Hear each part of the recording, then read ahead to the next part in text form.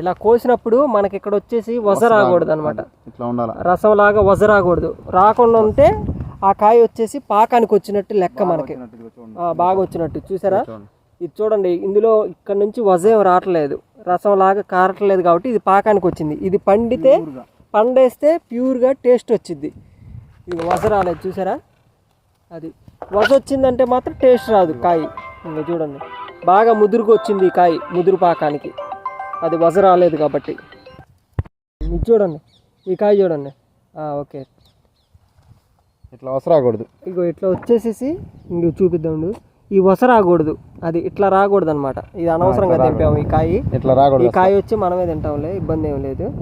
ఇలా వస రాకూడదు అనమాట. అర్థమైంది కదా మీకు? అట్లా రాకూడదు, తీసుకుండా మాగిపోతాయి. వస రాకూడదు. వస రాకుండా ఉంటే మనకి ఒరిజినల్గా మాగిద్ది కాయ. చూసారా, వస రాలేదు, న్యాచురల్.